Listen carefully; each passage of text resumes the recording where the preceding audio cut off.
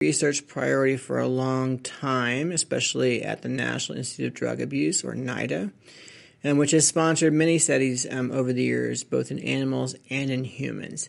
Now, this slide or figure to the right comes from NIDA and basically illustrates where in the brain we find CB1 receptors and also where in the brain THC has its effects. And here, everything from the basal ganglia, the ventral striatum, the amygdala, hypothalamus, hippocampus, cerebellum, and of course the cortex. These are all important areas where THC can have effects. But now let's talk about, for a second, morphology. That is, how might or does cannabis and THC change the morphology of the brain. So if you go and look at the scientific literature on this question, there are lots of smaller studies, and there are reviews of studies that include these smaller studies, and they will suggest that cannabis use is associated with changes in gray matter density. So when we talk about morphology, we're talking about the makeup of the brain, the shape of it, the density of it, and how it changes. So these studies have suggested in the past an association between cannabis use and reductions in gray matter density. However, when you look at only the large studies, remember when we talked about grading different studies, these would be the studies with the best grade, the most studies that we can have the most confidence in. When you look at those studies, they tend to show no association between cannabis use and gray matter density. Also, there's a nice large SIB pair or twin study out there, also suggesting no association between cannabis use and gray matter density. Or if there is one, it's more of a shared vulnerability thing. So people with differences in brain morphology might be more likely to use cannabis. So there also are a number of very large data sets out there that have been out there for some time, yet no reports from those data sets of a positive association between cannabis use and gray matter density. So why the discrepancies across studies? So we published a report back in 2014 where we compared 29 adult non-users, right? So our control group of non-users to a group of 29 daily users.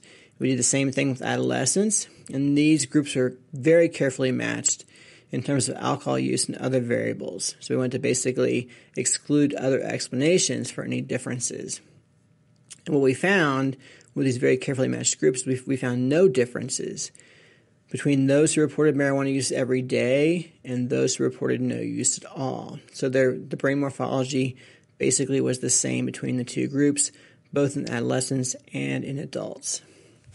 This is the sort of the important data figure from that study. And what you see here, basically, you see we're looking at different brain structures, right? You see we're looking at different brain structures, right? The different shapes and colors on this chart. And anything on this side of this vertical line means that marijuana users were greater than controls. Anything on this side means that controls were greater than marijuana users. But you can quickly just look at this figure and see the shapes are all over the map. And when you look at the average of each shape, you find out they hover right around 0, again suggesting really no differences due to marijuana or cannabis. We also did a follow-up study published in 2017, a very large sample size, looking at the effects of alcohol while controlling for cannabis and looking at the effects of cannabis while controlling for alcohol, wanting to look at the relative contribution of each in terms of brain morphology. And these are the results that we published, and you can see here where there's blue color,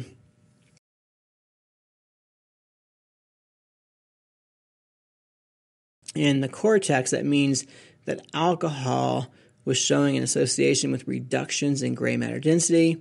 You see on the cannabis side of the equation, when we're looking at the effects of cannabis, we see no significant changes. So alcohol had a pervasive effect on gray matter density. Cannabis showed no effect on gray matter density. When we look at white matter integrity, white matter is basically the bundles or fibers connecting different parts of the brain are made out of white matter. And so looking at the integrity of these bundles is important for understanding how signals are passed from one area to another in the brain. And again, what you see here when we talk about alcohol use, we see significant reductions in white matter integrity. When we look at cannabis, we see no effects. So again, pervasive effects of alcohol, no effect of cannabis. And with adolescents, we saw no effect of alcohol and no effect of cannabis on gray matter volume, and some slight differences here in the adolescents with respect to white matter and alcohol, and basically no effect of cannabis on white matter. So why the conflicting findings between what I just showed you and what I told you at the very beginning, which is that a lot of small studies find an association between cannabis and morphology. So part of this is an artifact of neuroimaging. It's easy to find an effect somewhere in the brain when you're doing a neuroimaging study. And studies do not often highlight the fact that they're not replicating previous findings in terms of the location, right? So the idea is that one study will be done and they'll find an effect of cannabis on the hippocampus. The next study comes around, they find an effect of cannabis in the amygdala, but not the hippocampus, right? And the next study comes around and it's a totally different brain region. The point here is that the studies often don't highlight the fact that they're not finding effects in the same regions. Also, there's likely some shared vulnerability. That is, people with structural irregularities may be more likely to use cannabis, and this can be misinterpreted as causal due to confirmation bias, right? So there's an association between irregularities and cannabis use, but it's not that cannabis use is causing irregularities. It could be that irregularities are actually leading to more cannabis use. And then, of course, this confirmation bias was probably pretty prevalent in the literature for many years. And what that leads to is people sort of stretching the findings to find a positive effect. Okay, so let's talk about older adults, regular users versus controls. So I had a grad student, this paper actually was just published a month ago, who decided to look at adults over the age of 60. And she compared 28 regular users over the age of 60 with 28 controls who had no history of use. And she compared them on brain morphology and on neurocognition.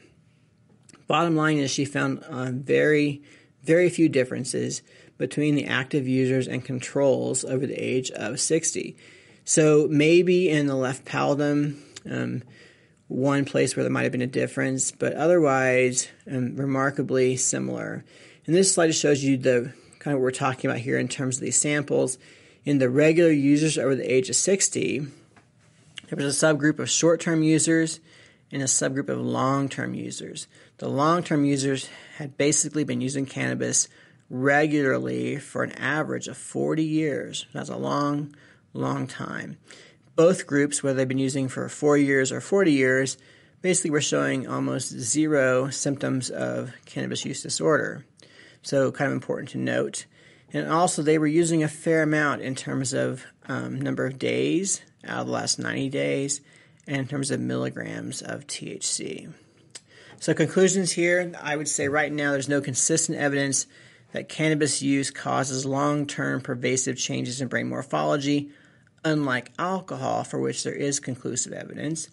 And we're talking about brain morphology, we're talking about gray matter density or white matter integrity. So there might be some confirmation bias in the literature because it seems to keep coming up. Also, it's important to note that absence of evidence is not necessarily evidence of absence. So just because we don't see right now in the data an association between cannabis use and gray matter morphology or brain morphology, it doesn't mean that we won't eventually find some evidence, right? It's entirely possible there's something there and we're just not seeing it yet. Also important to note that products that are available today are mostly not represented in the literature. So all of the edibles, the concentrates, the higher potency flower would not be represented in the older studies. Ultimately, the point here is that even though cannabis does not seem to cause, or there's no evidence that it causes changes in gray matter density or white matter integrity, it certainly doesn't mean that it's harmless. And we'll talk more about the potential for harm and the risks in the next few lectures.